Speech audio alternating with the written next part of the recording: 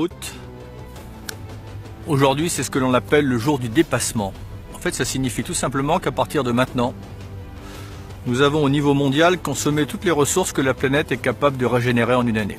En 212 jours, nous avons consommé l'ensemble des ressources en carbone, notamment en nourriture, en eau, en fibres, en terre cultivée et en bois de construction que la planète est capable de régénérer en 365 jours. Aujourd'hui, nous avons basculé dans une nouvelle ère climatique. Regardez simplement depuis l'été, les catastrophes climatiques qui s'enchaînent se développent à un rythme qui nous frappe de stupeur. Inondations, canicules et à nouveau inondations au Japon, feux de forêt, canicules en Europe, aux États-Unis, record absolu vendredi dernier à Lille avec 38,6 degrés de température. Voilà la réalité de notre modèle de développement. Le chaos climatique, l'érosion de la biodiversité. Tout cela risque d'être simplement une sinistre bande-annonce d'un film catastrophe que nous regardons se développer en spectateurs informés. Mais ça n'est pas une fatalité. C'est une forme de résignation.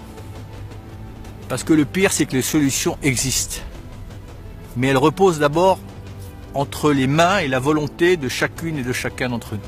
Dans l'eau, en dessous de la mer, on trouve des déchets et on met un grand filet sur l'eau, un énorme filet, on ramène au bord de la mer, on prend les déchets, on les met dans la poubelle.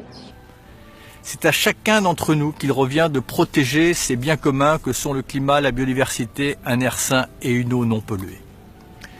On a les moyens, nous avons l'économie, nous avons les technologies pour répondre aux défis économiques, climatiques et écologiques.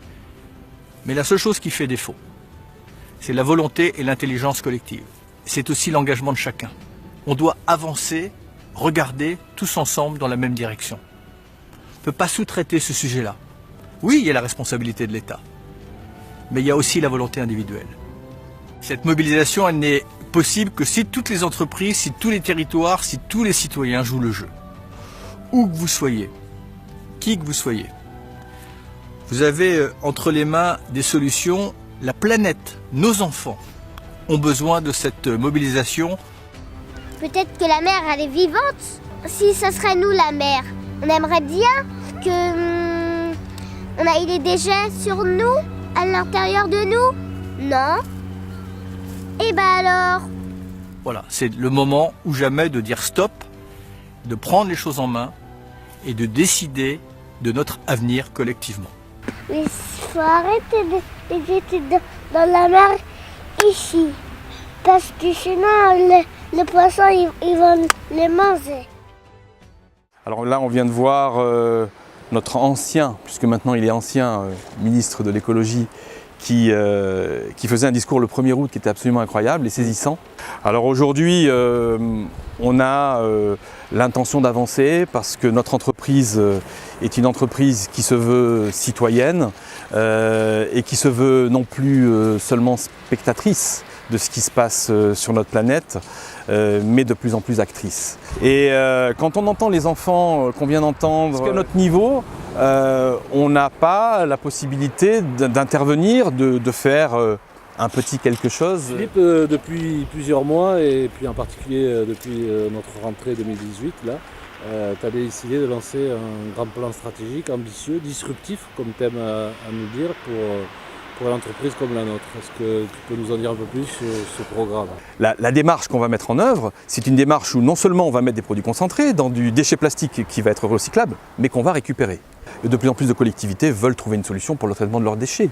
Et ça va monter en puissance. Donc nous, on va le faire. On va le faire. Et c'est bien entendu un des maillons du programme Océania. Mais Océania, c'est pas que ça. On parle de logistique, on parle de transport, on parle de produits, mais ce n'est pas que ça. On est en cette fin d'année 2018 à l'aube de vrais beaux lancements, de vraies belles solutions qu'on va à la fois apporter à notre clientèle et qu'on va surtout promouvoir au sein de nos équipes commerciales pour qu'ils deviennent véritablement des ambassadeurs de tout ça.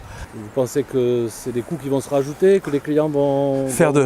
Aujourd'hui, faire des efforts pour réfléchir, ça coûte en matière grise. Oui. On n'est pas là pour demander aux clients d'augmenter leur budget. Aujourd'hui, on peut tout à fait intégrer dans sa démarche opérationnel au quotidien une considération qui soit une considération écologique, sans pour autant dépenser un centime de plus. Le bilan économique de tout ça, le modèle économique de tout ça va faire qu'on va transporter moins, on va avoir des produits plus concentrés. Dans notre projet aussi, il y a la mise en place en grande quantité de systèmes de dosage connectés, donc on va pouvoir maîtriser à distance toutes ces consommations. Mon objectif, c'est de faire en sorte qu'on entraîne nos clients dans un process Océania dans les mois et les années à venir avec nous.